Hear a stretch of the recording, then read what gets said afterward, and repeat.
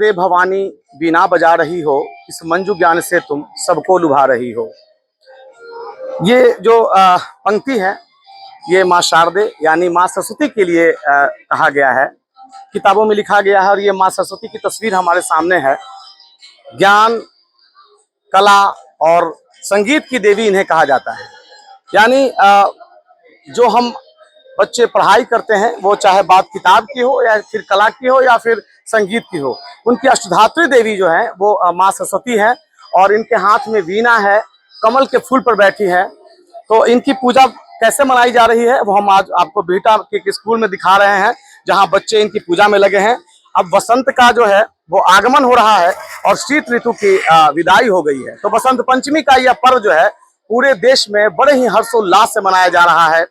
एक तरफ प्रयागराज में आज चौथा शाही स्नान है, वहीं देश के अलग अलग जगहों में जो है वो स्नान किया जा रहा है, हरिद्वार, प्रयागराज, बनारस। तो दूसरी ओर जो है ये जो बच्चे हैं वो सरस्वती पूजा मना रहे हैं। देखिए हमारे साथ। और आज से जो है ये एक तो माना जाता है कि फागुन की शुरुआत हो गई। पंडित जी ने हमें अबीर लगाया है, आप तस्वीरों में देख सकते हैं। सारे बच्चों को अबीर लगाया जा रहा है, ये हम आपको दिखा रहे हैं।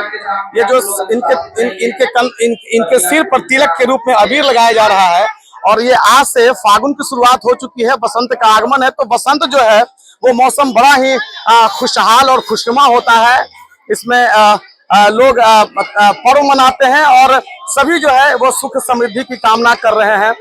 हमारे साथ कुछ बच्चियां हैं, हम उनसे बात करेंगे कि किस तरह से वो इस पर्व को देखती है और कैसे ये इस पर्व को मना रही है। ये बसंत पंचमी के आपका जो त्योहार पर्व मना रही है, तो बताइए कि क्या है बसंत पंचमी? बसंत पंचमी एक बहुत ही अच्छा त्योहार है। इस दिन बसंत ऋतु का आगमन होता है तथा शीत ऋतु खत्म होती है और यह त्योहार बसंत ऋतु के आगमन में हमारे यहाँ मनाया जाता है। ये माँ सरस्वती की कैसे पूजा करती है?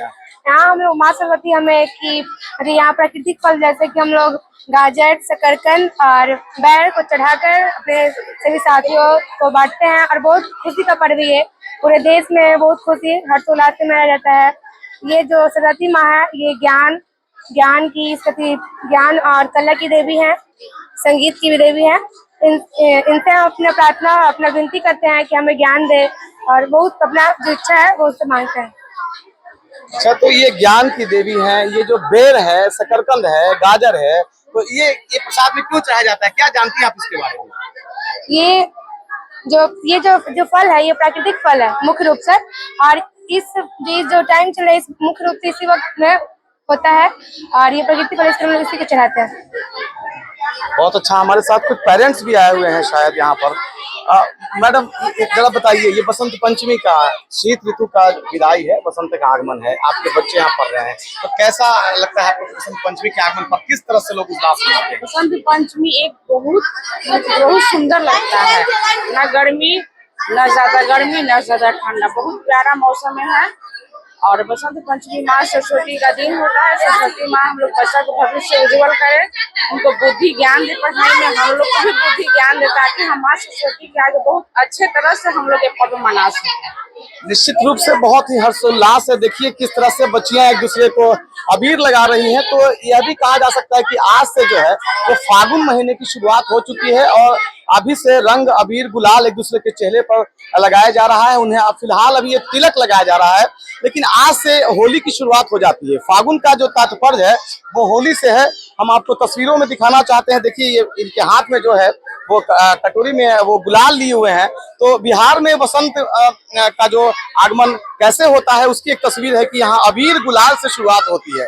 बसंत पंचमी को ऐसे तो पूजा के तौर पर भी देखा जा रहा है, लेकिन आज से जो है वो ठंड कपड़े जो हैं वो ऐसा कहा जाता है कि रख दिए जाते हैं और गर्मी का एहसास होता है, इसलिए लोग गर्मी का दिन की शुरुआत हो जाती है। बिहटा से भारत एक्सप्रेस के लिए धर्मेंद्र आनंद।